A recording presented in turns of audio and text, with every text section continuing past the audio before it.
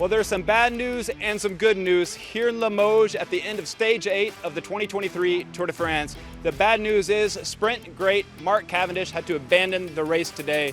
The good news is we had a huge sprint final, and it was Mads Pedersen winning the hard uphill battle to the finish line right over Jasper Philipsen with Wout van Aert in third place.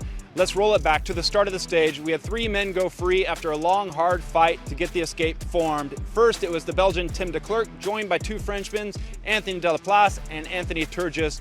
But the big battle came at that intermediate sprint where we saw Mathieu van der Poel potentially try to go away, and Mark Cavendish was in the move, so was Jasper Philipsen. They all started to move free after that intermediate sprint, but that came back together under the watch of Jumbo-Visma, hoping to hold things together for an eventual attack or sprint by Van Aert. But 62 kilometers to go, that's when the unthinkable, the unimaginable happened with Mark Cavendish. Crashes happen every day in the Tour de France, unfortunately, and today it involved Mark Cavendish, who had to abandon the race. He never got back going again on his bike and had to get into an ambulance, ending what could be his Tour de France career. Remember, he has 34 stage wins. He was going for 35. He's currently on par with Eddie Merckx for the record, and if he got 35, he'd be the all-time stage winner in the Tour de France. And unfortunately, that dream ends here today because he said that this was going to be his last Tour de France and his last season of racing. So a real shame to lose Mark Cavendish out there on the road. And I spoke to Pello Bilbao, the Bahrain victorious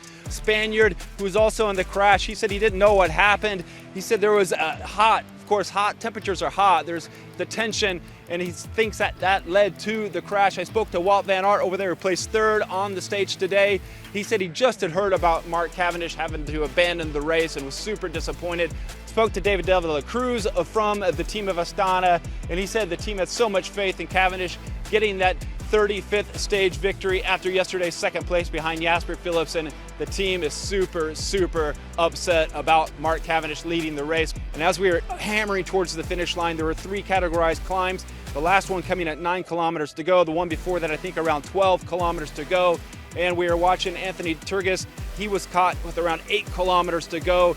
There was an attack of Casper Asgreen to try to bridge up to that trio beforehand, but that didn't come to anything because Jumbo-Visma really wanted to bring things back together. Trek Segafredo for Mads Pedersen. We saw Mathias Skilmos, the Danish champion, on the front, and of course later is Jasper Stuyven doing the dirty work for Mads Pedersen. But then another crash, 5 kilometers out, the blue and white jersey of Gregor Brown, and one of those guys before the Tour de France we thought would be a podium placer right behind Tadej Pogačar or Jonas Vingegaard. Unfortunately, when you look at the final results today, he lost around 40 seconds at the end of the stage. Simon Yates and his Gregor Brown team were chasing back on desperately to try to limit the damages up front. Jumbo-Visma working hard. We saw the yellow jersey of Jonas Vingegaard in the group.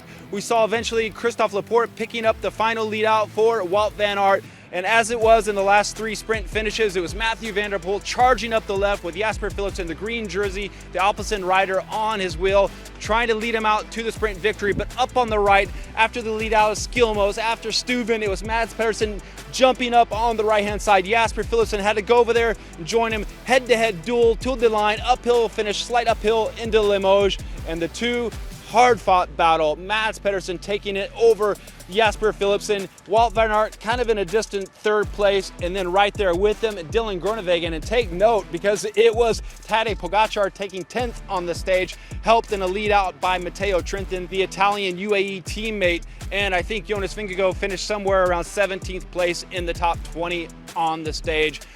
Former world champion, winner of Ghent-Wevelgem, winner of a stage last year, Mads Pedersen taking his first victory in this year's Tour de France, now with 2 stages in the Tour de France. And the bad news, Mark Cavendish having to abandon on today's stage, Stage 8 of the 2023 Tour de France.